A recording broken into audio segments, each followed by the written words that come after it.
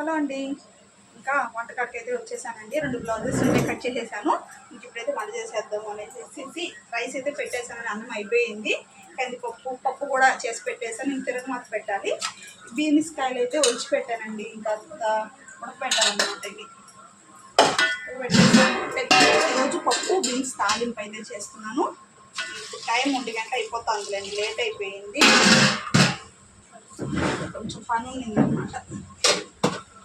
అని అయ్యేటప్పటికి కొంచెం లేట్ అయ్యింది. ఇస్తాను ఇంకా అయిపోగానే ఇది ఉడకతాలి. ఇది పప్పు తిరగమాత పెట్టేసి వెళ్ళి 2 బ్లౌజ్ అయితే కట్ చేసుకున్నానండి. కుట్టాలి. మా ఆయన అంతా కుట్లు బొచ్చు పెట్టేశారు. ఇది తిరగమాత పెట్టేసాము అంటే ఇలాగనే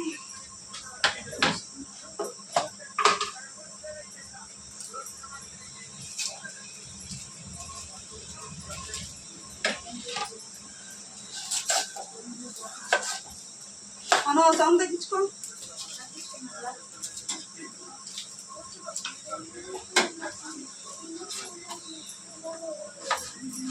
తిరగమాతకి ఎరగట. ఇంకా దీంతో అయితే పొడి చేయాలండి. ఎలా వేస్తానో చూపిస్తాను. నేను ఎలా పప్పుల పొడి వేస్తాను అనేది. తిరగమాత అయితే పోసి పెట్టేసుకున్నాము.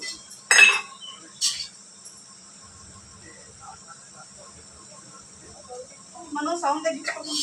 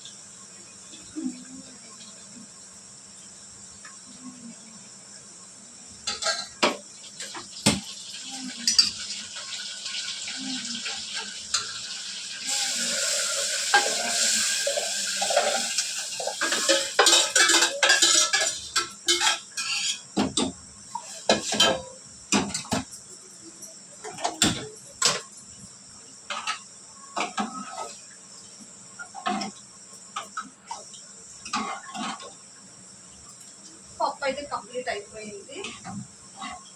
ఇక్కడ బీన్స్ పెట్టున్నాను అనమాట. ఉడికేటప్పటికి ఇలా బ్లౌజ్ అయితే కుట్టాలి అండి. వెళ్ళేసి బ్లౌజ్ కుట్టేసామంటే పని అయిపోతుంది. ఇంకా వచ్చి తిరగమాత పెడతాం.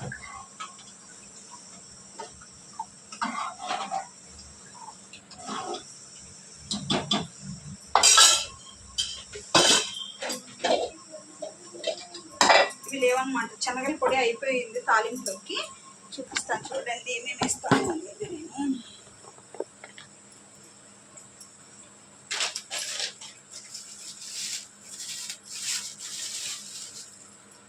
శనగలు అయితే వేస్తానండి.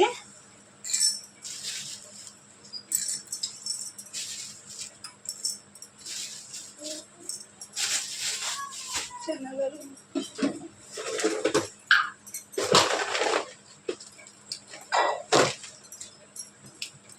మిర్చి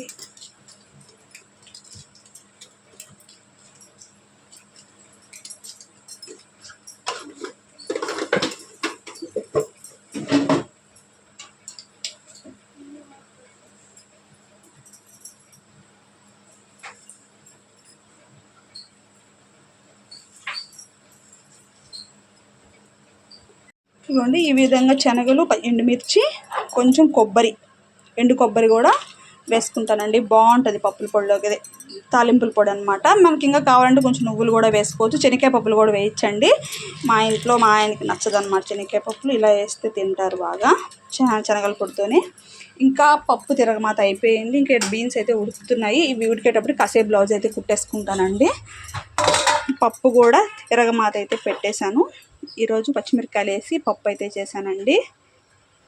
బీన్స్ తాలింపు, పప్పు, అన్నం కూడా కంప్లీట్ అయిపోయింది. ఇంకా మిక్సీ పట్టేసామంటే పని అయిపోద్ది. కొంచెం ఉప్పు వేసేసుకొని మిక్సీ పట్టేసుకున్నామంటే తాలింపు పొడి అయితే రెడీ.